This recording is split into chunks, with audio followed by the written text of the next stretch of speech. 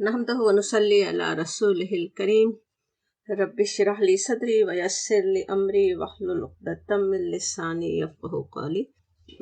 सूरतुल हज शुरू कर रहे हैं। औज़ु बिल्लाहि मिनश शैतानिर रजीम, बिस्मिल्लाहिर रहमानिर रहीम। सूरतुल हज आयत 34। वलिकुल्लि उम्मतिन, और हर उम्मत के लिए,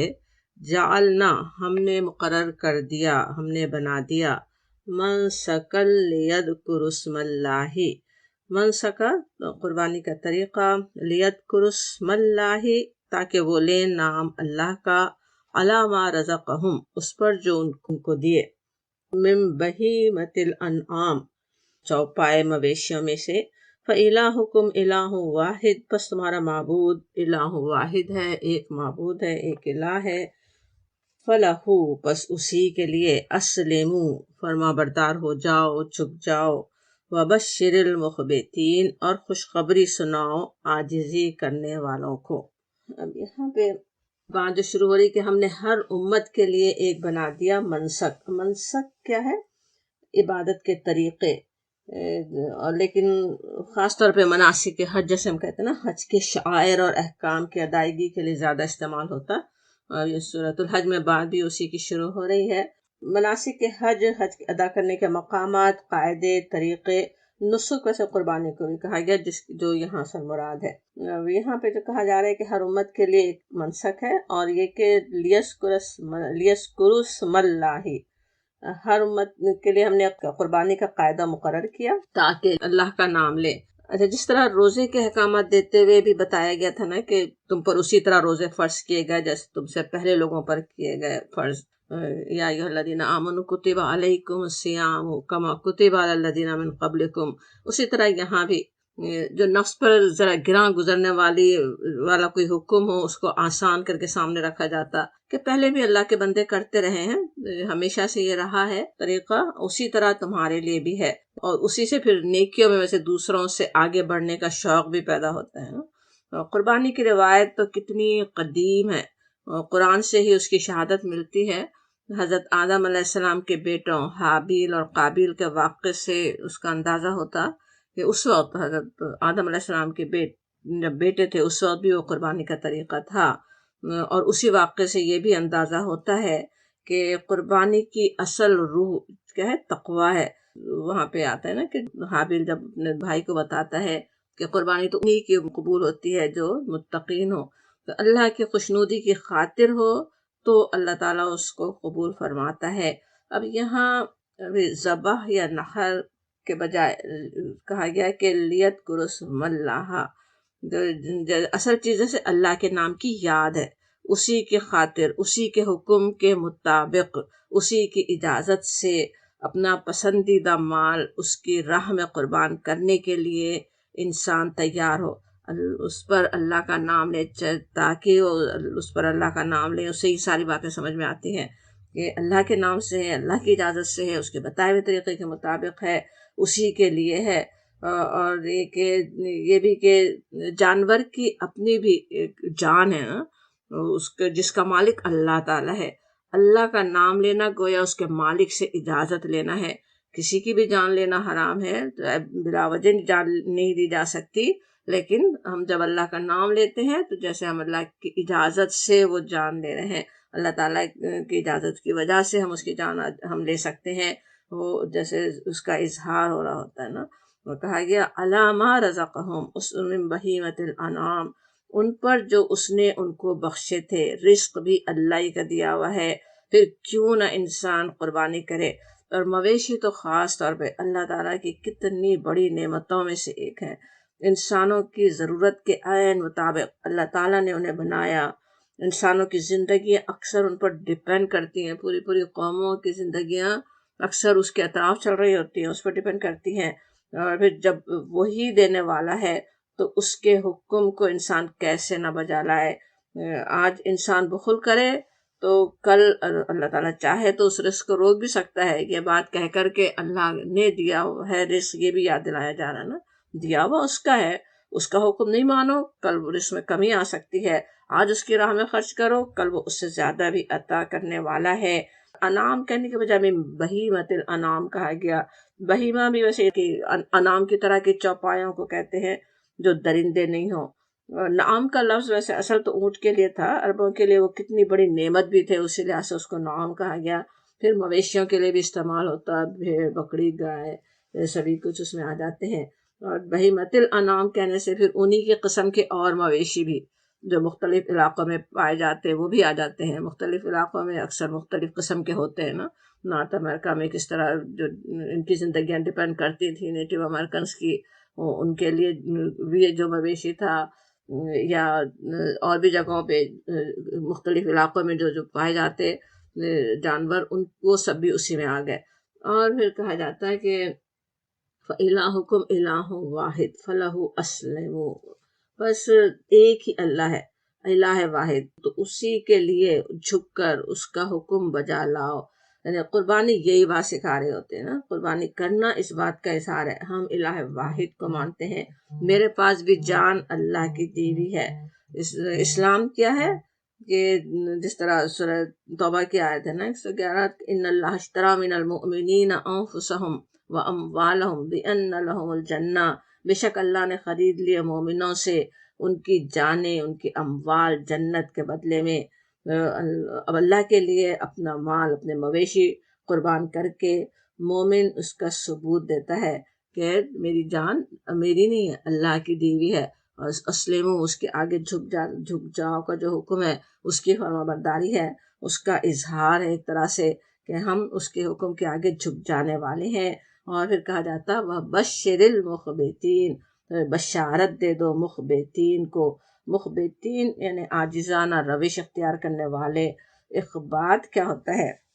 الخبط ویسے تو کہتے ہیں نشیبی اور نرم زمین کو، اخبات کے معنی ہوئے نرمی اور تواضع. سوچے جب نشیبی زمین، نشیبی کہتے جو نیچے کی طرف زمین ہو نا، تو وہ کیسے زیادہ نرم ہوتی نا. نرم زمین ہو تو اس سے کام لینا بھی کتنا آسان ہوتا، جو چاہے زمین کے خزانے اس سے حاصل کر لے، اس کے کھودیں، اس میں آسانی سے پیداوار اگائیں، اور اس کے اندر سے جو نکالنا چاہے اپنے فائدے کی چیزیں وہ نکال لے انسان. تو اسی طرح ایک مومن بھی دوسروں کے لیے رحیم و شفیق ہوتا ہے، بالکل ایزی گوئنگ، جو چاہے اس سے مدد حاصل کر لے، اپنا کام بنا سکے. اور پھر یہ کہ میری کیا سوچ ہے، میری کیا اوپینین ہے، اس کی کوئی اکڑ اس کے دل میں نہیں ہے، اپنے رب کے آگے بھی جھکا ہوا ہے. اسلام کی روح اصل میں اخبات ہے نا، انسان کا صرف ظاہر ہی نہیں، دل بھی اس کا اپنے پروردگار کے آگے جھک جائے. اور وہی در حقیقت اصل میں مومن اور مسلم ہے نا، جھکا ہوا اللہ کے لیے، اللہ کے آگے جھک جانے والا ہے. جو اللہ کے آگے جھک جانے والا ہوتا ہے پھر وہ اللہ کے بندوں کے لیے بھی اسی طرح عاجزی اختیار کرنے والا ہوتا ہے، ان کے لیے بھی نرم خو ہوتا ہے. آسانی سے کوئی بھی اس کے ساتھ اسے جیسے چاہے ڈیل کر سکے، کام لے سکے، فائدہ اٹھا سکے اس سے. نبی صلی اللہ علیہ وسلم کی نرم خوئی کی تو کیا مثال ہی کیا ہے نا. کانٹے بچھانے والی خاتون کی بھی عیادت کے لیے آپ پہنچ جائیں، اس کے لیے بھی کام کرنے کے لیے تیار ہو جائیں. آپ صلی اللہ علیہ وسلم کو ایک عورت اپنا مسئلہ بتانے کے لیے مسجد سے بلا کر آپ کو لے جا سکتی تھی. ایک عورت کے بلانے پہ آپ چلے جائیں، وہاں جماعت انتظار کر رہی ہو اور آپ اس کی بات سن رہے ہیں، اس کا کام بنا رہے ہیں، پھر واپس آتے ہیں. نواسا اوپر بیٹھا ہوا ہے جماعت میں، لیکن سجدہ لمبا ہو رہا ہے، بجائے اسے دھکا دینے، اسے ہٹانے کے. بالکل اسی طرح حضرت عمر رضی اللہ عنہ امیر المومنین ہے، وسیع سلطنت کی ذمہ داری آپ کے کندھوں پر ہے. اور آپ کا کیا حال ہے؟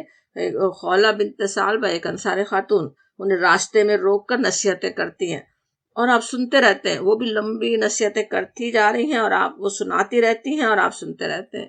بعد میں کسی نے آپ کو ٹوکا تو حضرت عمر فرماتے ہیں کہ اگر وہ تو یہ خاتون تو مجھے رات بھر بھی کھڑا رکھتی تو میں کھڑا رہتا. یہ تو وہ خاتون ہے جن کی فریاد 7 آسمانوں تک پہنچی تھی. سورہ مجادلہ میں ان کا واقعہ آتا ہے نا کہ اللہ تعالیٰ نے سن لی، قد سمع اللہ تعالیٰ نے سن لی اس عورت کی بات، اس کی فریاد. تو وہ خاتون سے وہ سن رہے ہیں. اب اتنی بڑی سلطنت کی ذمہ داریاں ہیں، یہ نہیں ہے کہ ابھی میرے پاس ٹائم نہیں ہے، وہ اپائنٹمنٹ لو پھر آؤ، ایسی کوئی بات نہیں ہوتی. اطمینان سے اس کی نصیحتیں، اس کی باتیں سنتے ہی رہتے ہیں نا، اس طرح سے وہ کرنے والے ہوتے ہیں۔ اور مخبتین، وہ ایسے نہیں ہوتے کہ 2 دفعہ کسی کے کام آتے ہی چونک جائیں کہ کوئی ہمیں استعمال تو نہیں کر رہا، کوئی ہماری نرمی سے غلط فائدہ تو نہیں اٹھا رہا، بلکہ کسی کے کام آ سکیں تو شکر کرتے ہیں کہ اللہ نے اس کا موقع اور توفیق دی۔ اور پھر قربانی کا ذکر، پھر الہ واحد کا، پھر آتا ہے اسلموا، پھر خوشخبری مخبتین کے لیے۔ اب ان سب آیات کے پورے اس میں غور کریں نظم پہ تو کیا سمجھ میں آتا ہے کہ قربانی اصل میں کس چیز کا اظہار ہے؟ الہ واحد کے آگے جھک جانے کا۔ سال میں 1 دفعہ کی جانے والی قربانی بندے کو اپنے تمام معاملات میں وہ ایثار اور قربانی سکھا دے کہ اس کا شمار مخبتین میں ہو جائے، حد ایک کے لیے، یہاں تک کہ وہ جو حق نہیں دینے والے ہیں اس سے بھی اپنا اس حق لینا اس سے آسان ہو جائے۔ تو استکبار، غرور اور انا کی جگہ عاجزی، انکساری، درد مندی آ جائے۔ تو ایسے ہی لوگوں کے لیے سورہ ہود میں خوشخبری آتی ہے، یہاں بھی خوشخبری ہے نا، وبشر، بشارت دے دو ان کو۔ اور وہاں پہ سورہ ہود میں ہے کہ ان الذین آمنوا وعملوا الصالحات، وہ لوگ جو ایمان لائے، جنہوں نے نیک عمل کیے، واخبتوا الی ربہم، اور جو رب کے ہی ہو کر رہے، اپنے رب کے لیے عاجزی اختیار کی۔ وہی اخبات کا لفظ ہے وہاں پہ بھی کہ جو جھک گئے اپنے رب کے لیے، اولئک اصحاب الجنہ ہم فیہا خالدون، وہ ہیں جو اصحاب الجنہ ہیں، جو ہمیشہ اس میں رہنے والے ہیں۔ اور پھر آگے ان مخبتین کی پھر اور صفات آتی ہیں۔ سورۃ الحج ہم پڑھ رہے ہیں، آیت نمبر 35۔ الذین، وہ لوگ جو ذکر اللہ، جب اللہ کا نام لیا جاتا ہے، وجلت قلوبہم،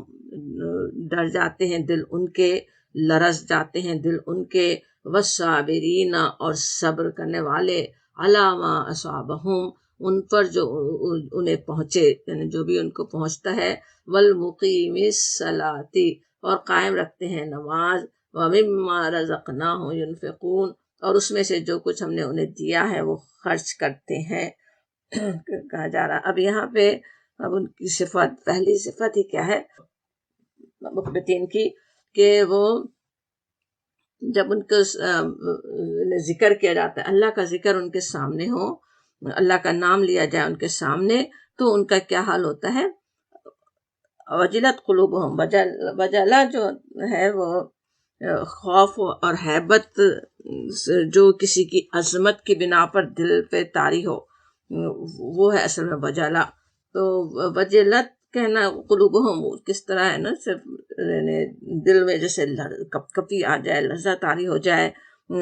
اللہ کی عظمت کے احساس سے دل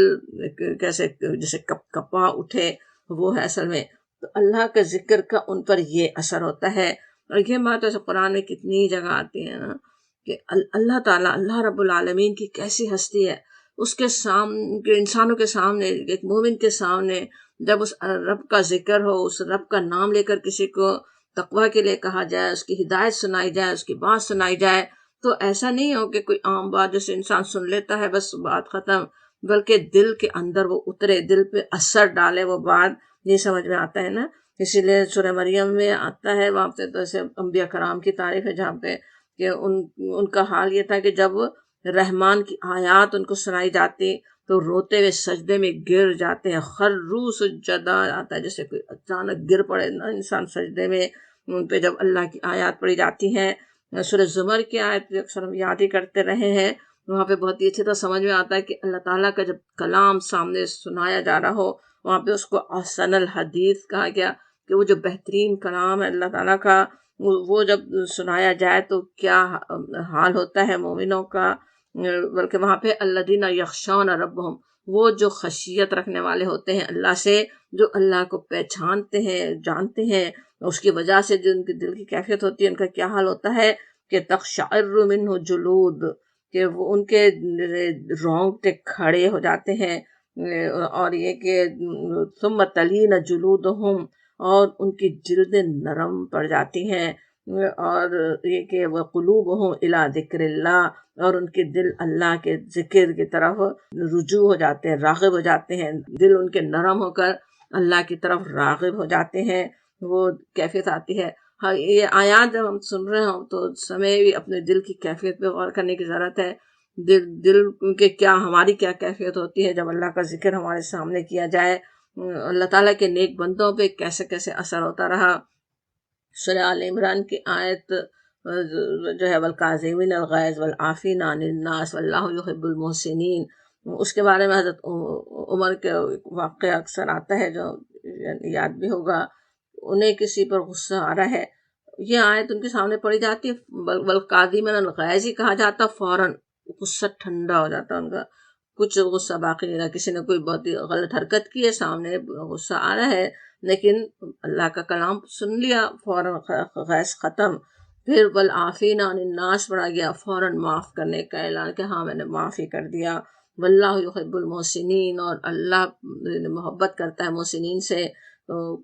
کسی ایک روایت میں یہ بھی ہے کہ وہ کسی غلام سے ہوا تو اسے فوراً آزاد کرنے کا وہ کہہ دیتے ہیں، احسانی کر دیتے ہیں۔ بہرحال تو اور اسی طرح سے اور بھی، جیسے امام ابو حنیفہ کے بارے میں آتا ہے کہ ان سے کسی لڑکے نے کہہ دیا ایسے اتقوا اللہ، ان پر کپتی طاری ہو گئی، حالت ہی خراب ہو گئی ان کی، جیسے تقوی کی کمی ہو، اللہ تعالیٰ کی طرف سے جیسے سنایا جا رہا ہو کہ کوئی اللہ کا تقوی کرو، وہ ان کا حال ہوتا ہے۔ تو اللہ کے ذکر ہی ہو جائے، کوئی اللہ کا نام سامنے لے تو ہی دل کی یہ حالت ہونی چاہیے۔ انشاءاللہ ہمارے دلوں کی بھی وہ کیفیت ہو کہ محسوس تو ہم کریں اللہ کے ذکر کو، اللہ کی یاد کو، اللہ کی ہستی کو، کہ کیسی اس عظیم ہستی ہے، اس کا احساس دل میں ضرور آ جائے۔ اور پھر ان کی تعریف آتی ہے۔ یہ کس کی تعریف چل رہی ہے؟ مخبتین کی، وہ جو عاجزی کرنے والے ہوتے ہیں، جن کے لیے بشارت ہے ان کی۔ ایک تو یہ کہ دل ان کے ایسے نرم ہوتے ہیں، ویسے اخبات کے بھی نرمی کہی تھا نا کہ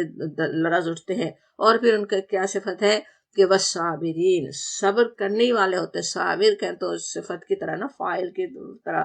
ہمیشہ ہی، ایسا نہیں کہ کبھی کبھی صبر تو ہر ایک ہی کر سکتا ہے کسی موقع پر، لیکن وہ تو صابرین ہے، ہمیشہ صبر کرنے والے۔ علامہ اصابہم، جو ان پر پہنچے، اصابہ کے معنی ہوتا ہے کوئی چیز پہنچنا، پھر اسی سے ویسے مصیبت کا لفظ جس طرح اردو میں ہم استعمال کرتے ہیں، عربی میں بھی ہے کہ کسی بری چیز کے پہنچنے کے لیے بھی ہے، لیکن اصل معنی پہنچنے کی ہیں۔ تو اب وہ جہاں یہاں پہ جو کہا جا رہا ہے، صرف وہاں اصابہم کہا گیا ویسے نا، اسی سے پھر یہ بھی سمجھ لیں کہ اللہ کے راستے میں ہوں، یا اللہ کے دین پر قائم رہنے میں کوئی مشکلات ہوں، یا ویسے ہی زندگی کے ساتھ ہیں۔ دنیا کی زندگی امتحان ہے، اس میں بہت سے امتحان آتے ہی رہتے ہیں، کوئی درد ہے، تکلیف ہے، پریشانیاں ہیں، مخالفتیں ہیں، اپنوں کی جتائیاں ہیں، یا پھر وہ بھی کہ دنیا کے عیش و عشرت پہنچ رہے ہوں، دنیا کے وسیع ہو جانے کے فتنے ہوں، جس کی وجہ سے دین پر صبر کے ساتھ قائم رہنا مشکل ہو رہا ہو، وہ سب میں وہ کیا ہے، صابرین ہوتے ہیں، صبر کرنے والے ہوتے ہیں۔ اور صبر کا کیا مفہوم ہے یہاں پہ؟ کہ وہ ہر حال میں دین پر قائم رہتے ہیں، کمپرومائز نہیں کرتے، مایوس نہیں ہوتے اپنے رب سے، اپنے اللہ کی بندگی پر قائم رہتے ہیں، اللہ کی بندگی کا جو عہد انہوں نے کیا ہے اس عہد میں کوئی کمی نہیں آنے دیتے، اسی طرح وہ صبر کے ساتھ وہ سب کرتے ہی رہتے ہیں، وہ اس پہ قائم رہنے والے ہوتے ہیں، خواہ کچھ بھی ہو اس پر وہ قائم رہیں، تو وہ قائم رہتے ہیں جو کچھ ان پر پہنچے۔ والصابرین علی ما اصابہم، اور پھر آتا ہے والمقیم الصلاۃ، اور وہ قائم کرتے ہیں، نماز پڑھنے کی بات نہیں آتی نا، زیادہ تر قرآن میں قائم کرنے کی بات آتی۔ اب وہ جو جن کے لیے بشارتیں ہیں، جو مخبتین ہیں، ان کی یہ بھی صفت، وہ نماز کو قائم کرنے والے ہوتے ہیں۔ تو قائم کا مفہوم بھی یاد ہے، ہمیشہ باقاعدگی سے پڑھنے والے، پابندی سے پڑھنے والے، اس کے آداب اور شرائط کو پورے کرنے والے، اور پھر جماعت کا نظام قائم کرنے والے۔ یہاں پہ ویسے یہ بھی بات ایک چل رہی ہے تھیم سورہ حج میں، کہ یہاں پہ بتایا جا رہا ہے اس وقت کا ایک کردار تھا نا، جو اس وقت کعبے پر قابض لوگ تھے، اور ان کو نبی صلی اللہ علیہ وسلم کو، آپ کے ساتھیوں کو وہاں سے نکال چکے تھے، وہاں پر ان کا راستہ بند کیا ہوا تھا، اور ناجائز طور پہ خود قابض تھے اس کعبۃ اللہ پہ، حرم پہ۔ یہاں پہ وہ بھی بات سمجھائی جا رہی ہے، بتائی جا رہی ہے کہ اب وہ لوگ ہوتے ہیں، وہ جو قربانیاں کرنے والے، جو مناسک پورے کرنے والے، دین ابراہیمی چلنے والے، وہ لوگ ہوتے ہیں جو اس طرح نماز قائم کرنے والے ہوتے ہیں۔ کہیں انہیں اقتدار ملتا ہے تو وہاں نماز قائم کرتے ہیں، لیکن عام ہم سب کے لیے بھی یہ بات ہے، ہمیں بھی جہاں ہمارا اقتدار چلتا ہے، جہاں ہمارا زور چلتا ہے، ہم خواتین کے لیے ہمارا اپنا گھر ہے، اس میں بھی اپنے وجود پہ تو ہم قائم ہی کرنے والے ہیں، انشاءاللہ ہم قائم کرتے ہی ہیں، لیکن اپنے گھر کی چار دیواری کے اندر بھی وہ نماز کا نظام قائم ہو، اس کی پوری کوشش کرنے والے ہوں، ایک شیئر کرنے والے ہوں، ہر ایک نماز اس کے جماعت کے ساتھ پڑھے، گھر کے اندر جب موجود ہوں لوگ، جس وقت جب نماز کا ٹائم ہو رہا ہو اس وقت جماعت سے پڑھنے کی،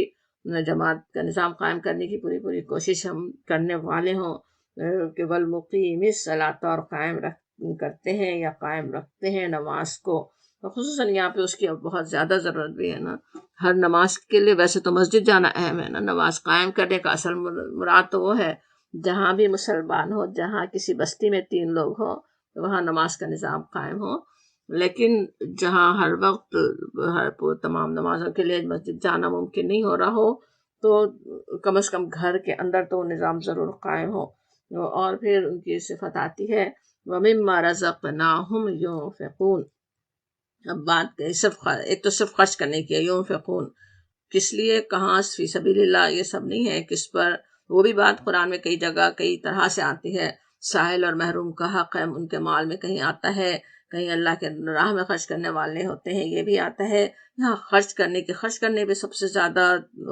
یعنی ہم دیکھتے ہیں ایمفیسس قرآن میں بار بار کس طرح آتا رہا، ابھی دور تفسیر کے دوران ہی نوٹ کیا ہی ہوگا آپ نے کہ کتنی دفعہ یہ خرچ کرنے کی بات آتی ہے، اور پھر اس کو یہاں پہ آسان کر کے بھی پیش کیا جاتا ہے کہ ہم نے دیا ہے، جو رزق ہم نے ان کو دیا ہے اس میں سے خرچ کرتے ہیں، اس کی یعنی ضرورت بھی واضح ہو جاتی نا کہنے سے، رزقناہم کہنے سے، کہ جب دیا ہوا اللہ کا ہے اس کا ہمیں شکر کرنا ہے، تو ہم شکر کیسے کریں، ہم اسے خرچ کرنے والے ہوں، ترغیب جیسے دلائی جا رہی ہے خرچ کرنے پر بھی، اور جب خرچ کریں تو پھر ہم دینے والے، اللہ تعالیٰ فرماتا ہے اس کے بتائے ہوئے طریقے کے مطابق جب خرچ کریں تو پھر اللہ تعالیٰ ہی اس کو عطا بھی کرنے والا ہے نا، وہ اللہ تعالیٰ دینے بھی والا ہے، وہ بھی بات ہے۔ اب یہاں پہ ویسے جو کہا جا رہا ہے کہ ہم نے ان کو دیا مال، وہ حرام اور ناپاک مال کو اللہ تعالیٰ نہیں فرماتا، وہ حلال رزق کے لیے بات آتی نا کہ ہم دینے والے ہیں، اور خرچ کرتے ہیں تو ہے، لیکن یہاں پہ خرچ کرنے سے مراد ہر طرح کا خرچ نہیں ہے نا، حرام چیزوں پہ، اپنی ناجائز خواہشات پہ خرچ کرنا یا شو آف کے لیے خرچ کرنا، وہ ظاہر ہے وہ خرچ کرنا اس میں نہیں آئے گا، لیکن اپنے اہل و عیال کی، اپنے گھر والوں کی جائز ضروریات پہ خرچ کرنا، رشتہ داروں پر، ہمسایوں، حاجت مند لوگوں پر خرچ کرنا، یا پھر عام چیریٹی کے جو کام ہے جس میں حصہ لینا، ان میں فلاح و بہبود کے کام کرنا، انسانیت کے فائدے کے کام کرنا، یا اللہ کا کلمہ بلند کرنے کے لیے خرچ کرنا، وہ سب اس میں آئے گا نا، کہ وہ اس طرح سے خرچ کرنے والے ہوتے ہیں۔ یہ جائز نہیں ہے کہ کسی بھی حرام کام پہ تو کوئی 1 پائی بھی خرچ کی جائے تو وہ تو اسراف ہے، یا یہ کہ اپنی جائز ضروریات پر بھی ضرورت سے زیادہ ہی اس پہ خرچ کر دیا جائے، وہ بھی کیا فضول خرچی ہے، جس کے بارے میں آتا ہے نا کہ وہ تو اخوان الشیاطین ہے، شیاطین کے بھائی بند ہے، وہ جو فضول خرچی کرنے والے ہیں وہ بھی نہیں کرنے والے ہوں۔ اسی طرح بخل کا بھی ہے، بخل کے لیے بھی ہم پڑھتے آئے ہیں کہ وہ کتنے، بخل اور ایمان ہی جمع نہیں ہوتا، اس سے بھی اپنے آپ کو بچانے کی ضرورت ہی ہے۔ تو یہاں بلکہ دعا کرتے رہنے کی ضرورت ہے، اللہ تعالیٰ ہمیں بخل سے، شح نفس سے، لالچ سے محفوظ رکھے، اور اس کے مقابلے میں خرچ کرنے والے ہوں، اللہ کی رضا کے مطابق، اللہ تعالیٰ کے بتائے ہوئے طریقے کے مطابق اللہ کے دیے ہوئے مال کو خرچ کرنے والے ہوتے ہیں، ان کے لیے بشارتیں ہیں، ایسے مقبتین کے لیے بشارتیں ہیں۔ اور پھر آیت 36 کہا جاتا وَالْبُدْنَ جَعَلْنَاهَا لَكُم مِّن شَعَائِرِ اللَّهِ، اور قربانی کے اونٹوں کو بھی ہم نے تمہارے لیے شعائر اللہ مقرر کیا ہے، لَكُم فِيهَا خَيْرٌ، اور تمہارے لیے ان میں فائدے ہیں، فَاذْكُرُوا اسْمَ اللَّهِ، بس نام لو، ذکر کرو اس پر اللہ کا، علیہا ان پر، ثواف قطار باندھ کر، فَإِذَا پس جب وجبت گر پڑے جنوبہا پہلو ان کے، فَكُلُوا مِنْهَا پس کھاؤ ان میں سے، وَأَطْعِمُوا اور کھلاؤ القانع قناعت سے بیٹھ رہنے والوں کو، والمعتر اور سوال کرنے والوں کو بھی، کذالک اسی طرح سخرناہا مسخر کیا ہم نے انہیں لکم تمہارے لیے، لعلکم تشکرون تاکہ تم شکر کرو، تم شکر کرنے والے ہو۔ اب یہاں پہ کہا گیا والبدنا بڑے بدن والا، اونٹ کے لیے اصل میں استعمال ہوتا، بہت ہی بڑا جانور ہے نا، یہاں قربانی کے لیے مخصوص کیے ہوئے اونٹ مراد لیے گئے والبدنا سے۔ پیچھے ویسے تو بہیمت الانام کی بات آئی چکی ہے نا، کہ انام مویشی کے قسم کے، پھر الگ سے اونٹوں کا بھی ذکر آ رہا ہے۔ اس کی ایک تو وجہ یہ بھی کہ بہت ہی بڑی قربانی تھی نا، اونٹ کی قربانی کرنا تو بہت ہی عظیم قربانی، اتنا زیادہ فائدہ مند اور اتنا مہنگا اور کیا کچھ اس میں ہے، اور اتنی یعنی بڑے اونٹ کی قربانی دینا۔ اس کے علاوہ بھی یہ بھی ویسے کسی نے سمجھا کہ خاص طور پہ اونٹ کا تذکرہ یہاں پہ اس لیے بھی آ رہا ہے، یہودی بھی رہتے تھے نا وہاں پہ مدینے کے اطراف میں، اور وہ اونٹ کو جیسے حرام سمجھتے تھے، ان کے گوشت کو، تو اس کا جواب پیچھے سورہ آل عمران میں آ بھی چکا ہے کہ وہ تو اونٹ کو حضرت یعقوب علیہ السلام نے اپنے کسی بیماری کی وجہ سے اس سے وہ پرہیز کر رہے تھے، اور پیچھے آنے والوں نے اس کو حرام ہی کر دیا، ورنہ دین ابراہیمی میں حرام کبھی بھی نہیں تھا، لیکن ایک پروپیگنڈا تھا نا یہودیوں کا کہ وہ دین ابراہیمی کے خلاف چل رہے ہیں، اونٹ کو حرام چیز ہے اس کو حلال کر رہے ہیں۔ تو یہاں پہ خاص طور پہ اللہ تعالیٰ نے وضاحت کر دی کہ ہم نے قربانی کے اونٹوں کو بھی ہم نے بنایا ہے شعائر اللہ۔ شعائر اللہ کیا ہے وہ بھی یاد ہوگا، ہم نے ویسے کچھ عرصہ پہلے پڑھی تھی، مگر پیچھے آیات میں آ چکا ہے کہ شعیرہ کی جمع ہے نا، شعیرہ ہوتا ہے جیسے اس کا کوئی سمبل جس طرح ہوتا نا کسی دین کا، وہ ہے اصل میں شعیرہ، تو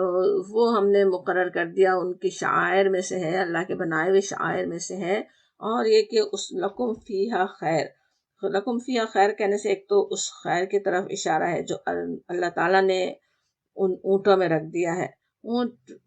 کس طرح عربوں کی جیسے اس پر اونٹ پر ان کی زندگی کا انحصار تھا نا، سواری کا ذریعہ، اس کا دودھ، اس کا گوشت، اس کی کھال، ہڈیاں، ہر چیز ہی ان کے لیے نعمت ہے۔ مویشی تو ویسے اللہ تعالیٰ نے ہر جگہ کے لیے بھی اس کے وہاں کے انسانوں کی ضرورتوں کے عین مطابق ہی پیدا کیے، بالکل جیسے کسٹم میڈ ہو۔ ابھی ہم یاد بھی کر رہے تھے نا کس طرح جیسے یہاں کے نیٹو امریکنس کے لیے بالکل انہی کے لیے جو کام آنے والا صحرا کے لیے ضرورت تھی جیسی بالکل اس طرح کے تھے، سرد علاقوں کے لیے ان کے مطابق، پہاڑوں پر رہنے والوں کے لیے بالکل ان کی ضرورت کے مطابق۔ ایک بلکہ کسی BBC کے جرنلسٹ نے ڈاکومنٹری بنائی جس میں افغانستان کے پہاڑوں پہ رہنے والے لوگوں کی زندگیوں کا حال سارا بتایا، پوری زندگی ان کے کچھ ایک وہاں کا ایک مویشی خاص گائے بھینس سے ملتا ہوا، جس کو پہاڑوں پہ آسانی سے چلتا ہے، اتنا سارا وزن اٹھا لیتا ہے، تو پوری زندگی ان پہ ڈیپینڈ کر رہی ہے۔ اور جس طرح پہاڑوں پہ اوپر نیچے چڑھنے والوں کو جس طرح کی ضرورت ہوتی بہت کیلوری رکھنے والا غذا کی، وہ بھی اس سے میسر آ رہی ہے ان کو۔ تو اللہ تعالیٰ نے کس کس طرح سے انسانوں کے لیے وہ عطا کیے مویشی، اور پھر اسی طرح وہ تو ایک مویشیوں کی ایک نعمت کی بات ہو رہی ہے، لیکن اس شاعر جب کہے تو وہی ہوتا ہے نا، مطلب کہ دیکھنے میں سامنے ایک چیز ہے لیکن اس کے اندر ایک روح بھی اس کی ہوتی ہے نا۔ تو اصل چیز کیا ہے کہ انسان اللہ کی جن جن نعمتوں سے فائدہ اٹھاتا ہے ان میں سے ہر ایک کی قربانی اس کو اللہ کے نام پر کرنی چاہیے، اس کے دل میں اتنا حوصلہ ہو، جو بھی اللہ نے اس کو نعمتیں دی ہیں اتنا دل بڑا ہو کہ دوسروں کے ساتھ اس کو شیئر کر سکے، اپنے اللہ کی رضا کے لیے اس کو استعمال کر سکے، نعمت کے شکر کے لیے بھی اور اس اظہار کے لیے بھی کہ ان سب چیزوں کا مالک اللہ تعالیٰ ہے۔ جب یہ کہا جائے کہ اس پر اللہ کا نام لو تو یہ سارا اظہار بھی ہو رہا ہے نا کہ ان چیزوں کا مالک ہے اللہ تعالیٰ۔ اللہ تعالیٰ کی جن بے شمار نعمتوں سے ہم دن اور رات فائدے اٹھاتے ہیں، ہماری ذہنی صلاحیتیں، ہماری جسمانی صلاحیتیں، صحت، تندرستی، وقت، یہ زندگی ہی جو گزر رہی ہے کیا ہے، کیسا وقت ہے نا ہماری قیمتی جو ہمیں ملا ہوا ہے اس وقت، اس میں سے ہر ہی کچھ حصہ اللہ کے لیے بھی قربان کرنے کی ضرورت ہے، اللہ تعالیٰ کی رضا کے مطابق اس کو استعمال کرنے کی ضرورت ہے، اور پھر قربان بھی بہترین اور محبوب حصہ ہی کرنا ہوتا ہے، جیسے آتا ہے نا قرآن میں، لن تنالوا البر حتی تنفقوا مما تحبون، تم نیکی کو، البر کو نہیں پہنچ سکتے جب تک کہ اپنی وہ چیزیں اللہ کی راہ میں خرچ نہ کرو جنہیں تم عزیز رکھتے ہو۔ تو جانور بھی وہ قربان کریں جو پسندیدہ ہے، کام میں آنے والا ہے، صحت اور زندگی میں سے وہ وقت اللہ کی راہ میں لگائیں جن میں ہمیں دنیا کو ہماری ضرورت ہے، سب چیزوں سے فارغ ہو کر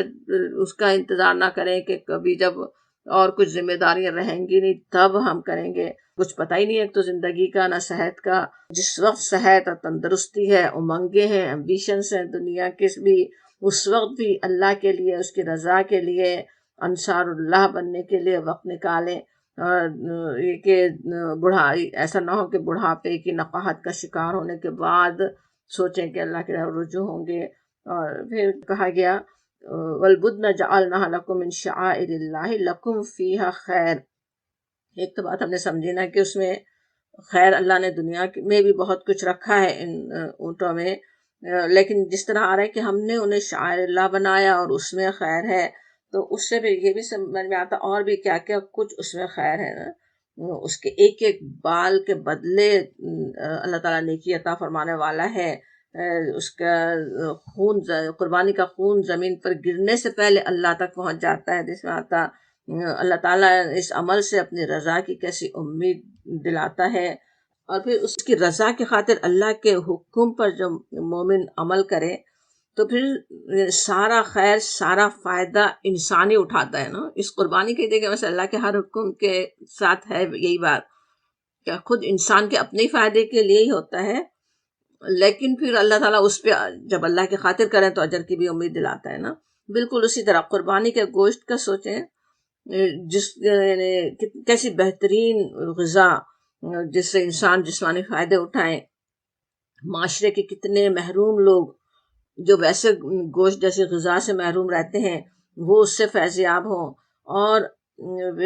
پھر اس کے علاوہ جب اللہ کے راستے میں قربانی کے جذبے کے ذریعے سے کیسے کیسے روحانی فائدے انسان حاصل کر لیتا ہے،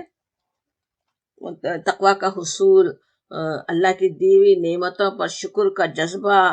اللہ کے بندوں کے ساتھ اللہ کی دی ہوئی نعمتوں کو شیئر کرنے کا جذبہ، ایثار کا دل میں آنا ہے، کتنی بڑی بات ہے نا کہ انسان خرچ کرنا چاہے، لوگوں پہ، لوگوں کو دینا چاہے، اور پھر یہ دنیا کے تو فائدے ہو رہے ہیں دنیا میں بھی، اور پھر آخرت میں بھی بہترین جزا کے فائدے وہ اللہ تعالیٰ نے کیسے کیسے فرمائے کہ وہاں کیا کچھ ملنے والا ہے، وہاں کی امید دلا کر پھر یہاں کے بھی فائدے اللہ تعالیٰ ہمیں عطا فرما دیتا ہے۔ اللہ تعالیٰ کیسا اس میں خیر ہے، جو کہا جا رہا ہے کہ اس میں اللہ نے تمہارے لیے خیر رکھا ہوا ہے، وہ سارا کچھ خیر ہمیں مل رہا ہے نا۔ اور جو اصل خیر ہے وہ تو یہی کہ ہم اس قربانی کے ذریعے سے جو کچھ سیکھتے ہیں اسے اپنی کردار، اپنے عادات کا حصہ بنا لیتے ہیں نا۔ اور پھر دوبارہ وہ بات آتی ہے کہ فَاذْكُرُوا اسْمَ اللَّهِ عَلَيْهَا، اور اس پر نام لو اللہ کا۔ حدیث میں ویسے اللہ کا نام لینے کی مختلف صورتیں بھی سکھائی گئی ہیں، جیسے بسم اللہ، اللہ اکبر، لا الہ الا اللہ، قربانی کرتے وقت کی جو دعائیں ہیں، کبریائی کی بھی بات آگے آ رہی ہے، وہ بھی اس میں آ جاتا ہے، اور اللہ کا نام لینا بھی۔ اور پھر نبی صلی اللہ علیہ وسلم یہ بھی قربانی کرتے وقت فرماتے تھے اللہم منک ولک، اے اللہ آپ ہی کی طرف سے، مال آپ کا دیا ہوا ہے اور آپ ہی کے لیے ہے، آپ کے لیے قربان کرنا ہو۔ پھر آیات بھی ہیں جو اس میں پڑھی جاتی ہے اکثر قربانی کے وقت، انی وجہت وجہی للذی فطر السماوات والارض حنیفا وما انا من المشرکین، یا پھر وَإِنَّ صَلَاتِي وَنُسُكِي وَمَحْيَايَ وَمَمَاتِي لِلَّهِ رَبِّ الْعَالَمِينَ۔ تو نبی صلی اللہ علیہ وسلم یہ آیات بھی پڑھتے، پھر ساتھ اللہم منک ولک بھی پڑھتے، تو وہ اس طرح سے بھی نام لینا بھی، اور اصل ذبح کو بھی نام لینا ہی کہا گیا، اس کی ہم پیچھے تشریح پڑھی چکے ہیں کہ اس کے کیا کچھ مطلب ہے۔ تو کہا جاتا ہے صوافہ کے اصل معنی تو صف بستہ کے ہوتے ہیں نا، جیسے صفے باندھے ہوئے ہوں، اونٹ کو ویسے جو قربان کرتے وقت اس کو 3 پیروں پہ کھڑا کر دیا جاتا ہے، ایک آگے کے پاؤں کو باندھ دیا جاتا ہے کہ وہ جیسے چل نہیں سکے، صرف کھڑا کر کے پھر اس کی قربانی کی جاتی نا، اس کے حلقوم پہ نیزہ مارا جاتا۔ اتنا بڑا جانور ہے نا، اس کو اس طرح لٹا کے تو کیا نہیں جا سکتا، تو اس کی طرف اشارہ ہو رہا ہے کہ اس طرح اللہ کا نام لو، ان کو اس طرح سے کھڑا کر کے ان پہ نام لیا لو۔ پورا آگے بھی تھوڑا سا طریقہ بھی اس کا بتا دیا جاتا، کہا جاتا فَإِذَا وَجَبَتْ جُنُوبُهَا۔ وجبت جب کہیں تو وجبت الشمس کے معنی ہوتے جیسے سورج کا غروب ہونا، سورج نیچے چلا گیا، سقطا کے جو معنی ہوتے نا گر جانا نیچے، جیسے وہ بھی معنی ہوتے وجبات کے۔ اور جنوبہا کہیں تو اس کے پہلو، تو اس سے کیا نقشہ سامنے آ رہا ہے، وہ کھڑے ہو کے کھڑا کر کے اس پہ نیزہ مارا گیا تھا نا، اس کا پھر خون بہا، اب اتنا خون بہہ گیا کہ اب وہ کھڑا نہیں ہو سکتا، وہ گر گیا، جانور کی جان نکل کر وہ گر جائے۔ تو بس جب وہ گر جائے، اب پوری جان نکل جانے کی بات ہے، یہ بھی بات یاد دلائی گئی احادیث میں، خاص طور پر نبی صلی اللہ علیہ وسلم نے اس پہ تنبیہ بھی کی ہے کہ پوری طرح سے اس کی جان نکلنے کے بعد ہی گوشت کاٹا جائے، اس سے پہلے نہیں۔ اگر اس سے پہلے جان نکلنے سے پہلے کاٹیں تو حضور نے تنبیہ کی کہ وہ مردار ہے۔ خصوصاً بقرعید میں ہی ہوتا ہے کہ جلدی کرنے کی کوشش کرتے ہیں، حالانکہ وہ نہیں ہونا چاہیے، بلکہ پوری طرح سے جس طرح یہاں پتہ چل رہا ہے وہ پہلو پہ گر جائے، جان نکل جائے، وہ بھی جیسے اللہ کے لیے بس گر گئے، اپنی جان انہوں نے دے دی اونٹوں نے۔ اس کے بعد پھر کہا جاتا ہے کہ فکلو، پس تم کھاؤ اس میں سے، فکلو منہا، اس میں سے کھاؤ۔ اور پھر یہ کہ اطعم القانع والمعطر بھی ہے کہ اور دوسروں کو بھی کھلاؤ۔ اب یہ فکلو منہا کی جو بات ہے کہ تم اس میں سے کھاؤ کہنا، کس طرح ہے نا کہ وہ اس کوئی وہ نہیں ہونا چاہیے کہ پہلے ایک تو قریش کا بھی ہوتا تھا کہ وہ قربانی کے گوشت کو اپنے لیے کھانا سمجھتے تھے کہ صحیح نہیں ہے، تو ایک تو اس کی بھی وضاحت ہو رہی ہے کہ وہ تمہیں کھانے کی اجازت ہے، یہ بات کہی جا رہی ہے۔ اور جس طرح کہا جا رہا ہے پس تم کھاؤ، ویسے تو ایسا نہیں ہے کہ ہم پہ ضروری کھائیں، ہمیں پتہ ہے کہ اگر کسی وقت سمجھیں کہ جیسے ہم یہاں پہ کرتے ہیں قربانی، ہم یہاں نہیں کر سک رہے ہیں، ہم کسی جگہ بھیج دیتے ہیں، پورا کا پورا گوشت غریبوں کے لیے ہم دے رہے ہیں، ناجائز نہیں ہے وہ تو، کہ سب دوسروں کو بھی دے دیا جائے وہ بھی صحیح ہے، لیکن جو چیز اس سے سمجھ میں آتی کہ اس میں سے کھاؤ، کہ ایسا نہیں ہو کہ اس کو کھانے کے لیے کوئی دل میں کراہت ہو۔ اللہ تعالیٰ کا دیا ہوا رزق ہے، بہترین رزق ہے، اس میں اگر اپنی ذاتی پسند ناپسند کی وجہ سے یا پرہیز کی وجہ سے انسان نہیں کھاتا، وہ بات مختلف ہے، لیکن آج جیسے کچھ بالکل ایک موومنٹ کی طرح چلا ہوا ہے نا، بلکہ جو ویجیٹیرین ہے ایک طرح سے اپنے خیالات کی بڑی تبلیغ کرتے ہیں نا، بالکل مذہبی اس کو بنا دیا ایک طرح کا انہوں نے، اور اس سے متاثر ہو کر نعوذ باللہ اگر کوئی اپنے آپ کو اللہ تعالیٰ سے بڑھ کر رحیم بننے کی کوشش کرے، رحیم اپنے آپ کو ظاہر کرنا چاہے، تو وہ تو کتنی غلط چیز ہے نا۔ بالکل انسانوں نے جو غلط طریقے اختیار کیے، جانوروں پہ جو ظلم کر رہے ہیں وہ اپنی جگہ ہے، اس کے خلاف آواز اٹھانی چاہیے، وہ ظلم ہونا نہیں چاہیے جانوروں کے ساتھ بھی، وہ یعنی ضرور اس کو روکنے کی ضرور کوشش ہو، لیکن بالکل یہ سمجھنا کہ ان کی قربانی کرنا ہی کوئی ظلم ہے، یا ان کو ذبح کرنا ظلم ہے، یا ان کو کھانا ظلم ہے، وہ نہیں ہو سکتا، وہ مسلمان کے لیے جائز ہی نہیں ہے۔ جس طرح ہم یہاں مسلسل بات سمجھ رہے ہیں، اللہ کا نام لو، اس پہ تمہارے لیے اس میں بھلائی ہے، اس کو ذبح کرو، اس کے بعد ان کے نام لو سے مراد وہی ہے کہ ذبح کرو نا،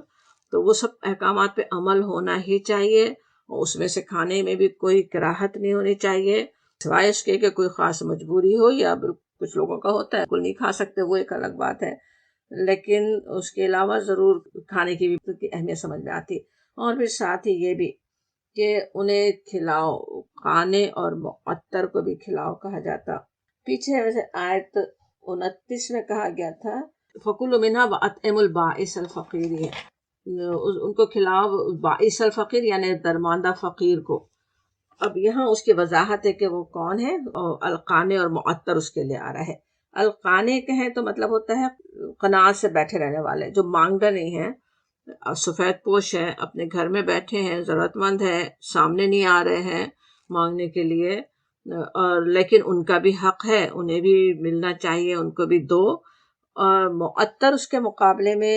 الرحو سے ہے، جس کے معنی ہوتے بخشش طلب کرنے کے یا کسی کے سامنے آنے کے لیے۔ تو المعطر وہ ہوگا جو کچھ لینے کے لیے تمہارے سامنے آئے،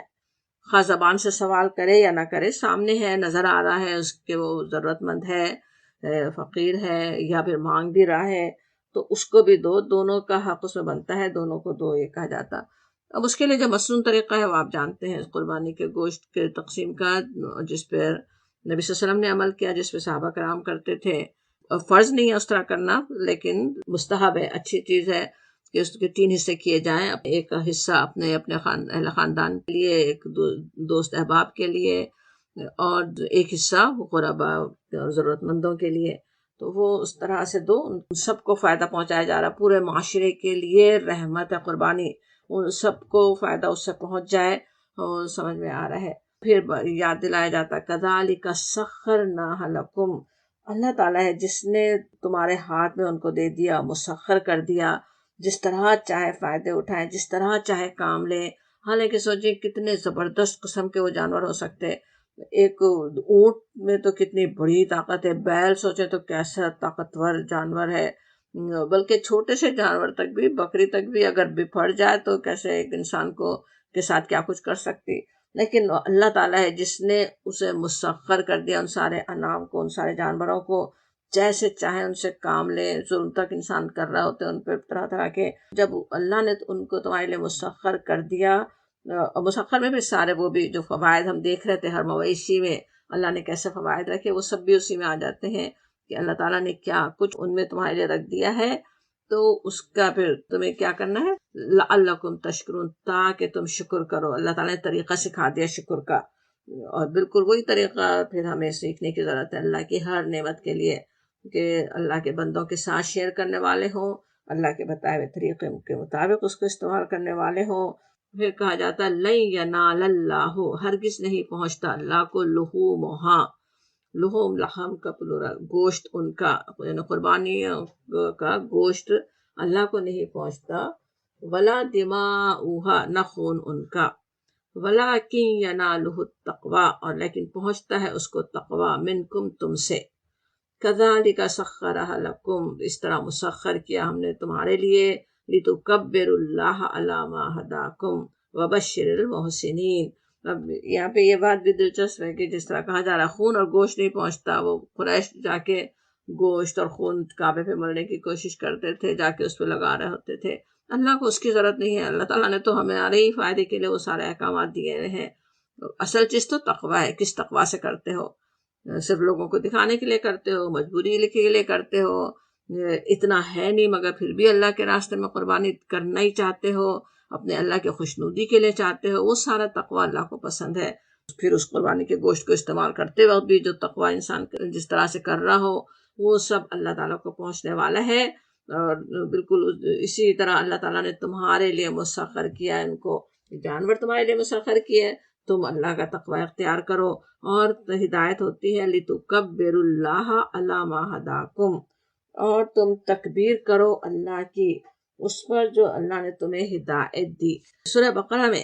جہاں رمضان کے روزوں کی فرضیت کا حکم تھا، وہاں بھی بالکل یہی الفاظ تھے، وَلِتُكَبِّرُوا اللَّهَ هَدَاكُمْ، جس ہدایت سے اللہ نے تمہیں سرفراز کیا، اس پر اللہ کی کبریائی کا اظہار و اعتراف کرو۔ وہاں کہا گیا تھا روزے رکھنا، وہاں پہ اللہ کی تکبیر بیان کرنا تھا، کہ اللہ کی ہدایت پر تکبیر کا طریقہ تھا، بالکل وہی چیز یہاں قربانی کے حکم کے ساتھ وہی الفاظ میں کہا گیا۔ گویا سمجھ میں آ رہا جیسے یہ جو ریچول، یہ عبادتیں بہت ساری حکمتوں کے ساتھ ہمیں بہت کچھ دنیا اور آخرت کا خیر عطا کرنے کے علاوہ، اللہ تعالیٰ نے جو ہمیں ہدایت کی جو عظیم نعمت عطا کی ہے، اس پر اس کا شکر کا اظہار ہے، اس پر اللہ کی تکبیر بیان کرنا ہے، وہ اپنی پہچان اللہ تعالیٰ نے ہمیں عطا کی، اس پر اپنے رب کی کبریائی کا اظہار ہے۔ یہ ریچولز، یہ عبادتیں اپنی نمازوں اور اپنی قربانیوں میں تو زبان سے بھی اللہ اکبر کہہ کر رب کی کبریائی کا اعلان کرتے ہیں، روزے میں اپنے رب کے حکم پر اپنی بنیادی ضرورتوں تک کو پورا کرنے سے اپنے آپ کو روک کر اللہ کی کبریائی کا اعلان کرتا ہے ایک مومن، اپنے دل و دماغ، اپنے شعور اور لاشعور میں یہ بات بٹھا دیتے ہیں کہ میرا نفس کچھ بھی نہیں ہے، میرے نفس کے تقاضے، اس کے خواہشات رب برتر و اعلیٰ کے حکم کی پابند ہے۔ کیسے تکبیر اپنے آپ کو ہم جیسے سکھا رہے ہیں نا اللہ کی کبریائی کا، جب ہم یہ عبادتیں کرتے ہیں اور اس میں اپنے رب کے حکم پر قربانی کرنے کے لیے تیار ہوں، ہر طرح کا اشار کرنے کے لیے تیار ہوں۔ میرے رب کی رضا میرے لیے دنیا کی ہر شے پر فوقیت رکھتی ہے، سب سے ابو ہے وہ، اس کا ہر حکم میرے لیے وہ اعلان ہے ایک طرح سے، جیسے قربانی وہ بات کہی جاتی ہے پہلی تو کبر اللہ علی ما ہداکم، اللہ نے ہدایت دی ہے، مومن ہو تم، اسلام کی نعمت ہے، اتنی عظیم نعمت اللہ نے تمہیں ادا کی ہے، اب تم ان عبادتوں کے ذریعے سے اللہ کی تکبیر بیان کرو، اپنی نمازوں، اپنے روزوں، اپنے قربانی کے ذریعے سے۔ اور پھر بات جو قربانی کی جو شروع ہوئی تھی، جہاں سے آج ہم نے شروع کی تھی، وہ بات پھر ختم، پھر ایک اور بشارت پہ ہو رہی۔ یاد ہے آیت 34 جہاں سے ہم نے شروع کیا، قربانی کی بات سے شروع ہوئی تھی نا، وہاں پہ بھی تھا وَبَشِّرِ الْمُخْبِتِينَ، اب یہاں آ رہا ہے وَبَشِّرِ الْمُحْسِنِينَ، اور بشارت دے دو محسنین کو، احسان کرنے والوں کو۔ قربانی کا حاصل یہ کہ انسان میں اخبات اور احسان آ جائے نا، پھر ان کے لیے بشارتیں اللہ کی خوشنودی کی، جنت کی۔ جو اخبات کرنے والے ہوں اپنے اللہ، اخبات کا مطلب مفہوم یاد ہے نا، ابھی ہم نے جو سمجھا، اللہ کے ہر حکم کے آگے جھک جانے والے، اللہ کے بندوں کے لیے نرم اور عاجز، تو پھر وہی بندے تو اللہ کے محسنین بندے ہوں گے، احسان کرنے والے ہوں گے، ان کی عبادتوں میں احسان ہوگا، کیسا وہ رنگ آ جائے گا نا عبادتوں میں احسان کا، ان کے جو جنہوں نے اپنی تربیت ان عبادتوں کے ذریعے سے کی ہو۔ اور پھر یہ کہ اپنے اللہ کے بندوں کے ساتھ بھی احسان کرنے والے، اور پھر جب ببشری کہا جاتا، بشارت دے دو، نبی صلی اللہ علیہ وسلم کے ذریعے سے جیسے ہمیں بشارت دلوائی جا رہی، اور بشارت کس چیز کی یہ نہیں کہا گیا، تو اس سے اس کا مفہوم اور بھی زیادہ وسیع ہو جاتا ہے نا، دنیا اور آخرت کی ساری بھلائیوں کی بشارت ہے بیتین کے لیے اور محسنین کے لیے۔ ابھی کچھ مہینوں میں قربانی کا بھی وقت آنے والا ہے، انشاءاللہ قربانیوں کے ذریعے سے بھی اور اس کے علاوہ دوسری عبادتوں کے ذریعے بھی ہم اپنے آپ کو مخبت اور محسن بنانے والے ہوں، اور اپنی رحمت سے اللہ تعالی ہمیں بھی ان بشارتوں کا مستحق بنائے۔ وآخر دعوانا الحمدللہ رب العالمین، آمین یا رب العالمین۔